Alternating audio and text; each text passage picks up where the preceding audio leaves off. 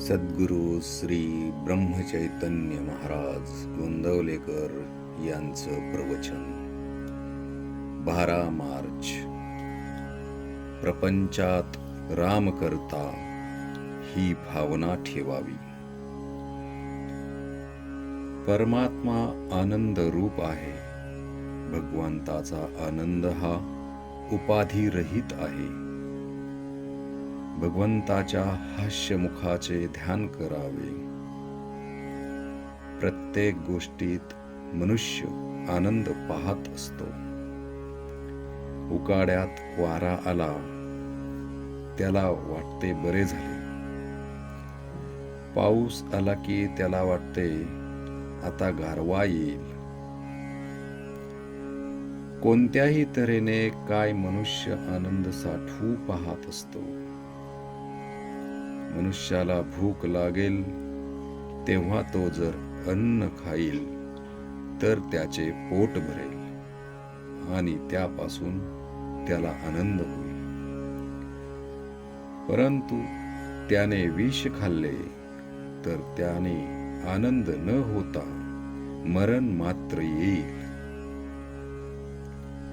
तसे आपले होते. आपण विषयातून आनंद घेऊ पाहतो आणि तो बाधक होतो.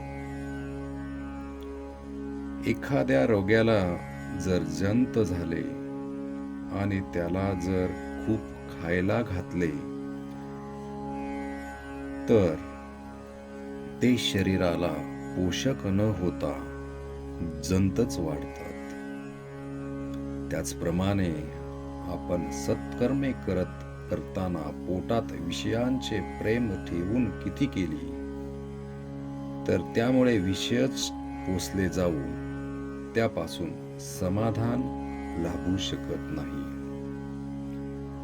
याकरिता कर्तव्य बुद्धीने कर्म करावे, म्हणजे ते बाधक ठरत नाही. मनुष्य जन्मभर जो धंदा करतो त्याच्याशीच तो तद्रूप होऊन जातो.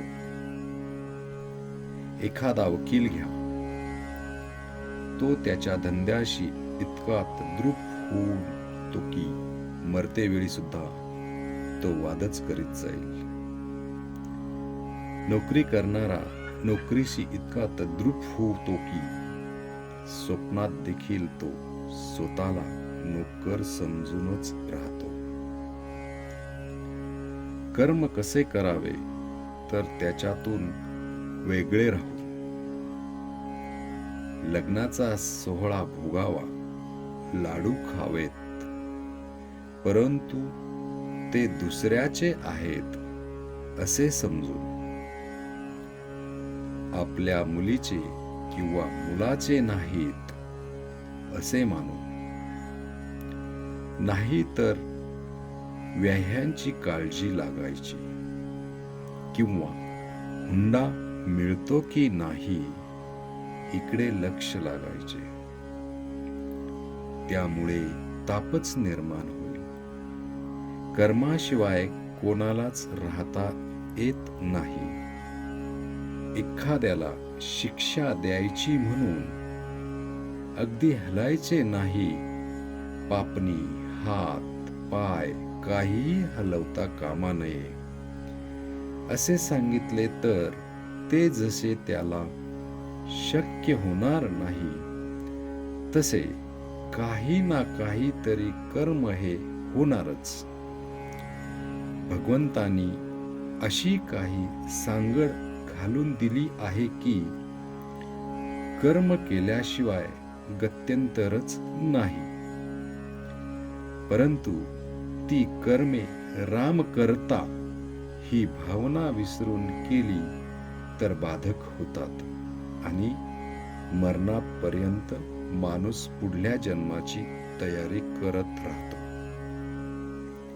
तेव्हा देहाने कर्म करतानाही करता मी नव्हे हे जाणून कर्म करावे. आपल्याला कर्म केल्याशिवाय करमत नाही, पण आपण फळाची आशा उगीचच करीत असतो. आपण फळाची आशा सोडून कर्म करू लागलो की ते कर्म करीत असतानाच समाधान प्राप्त होते.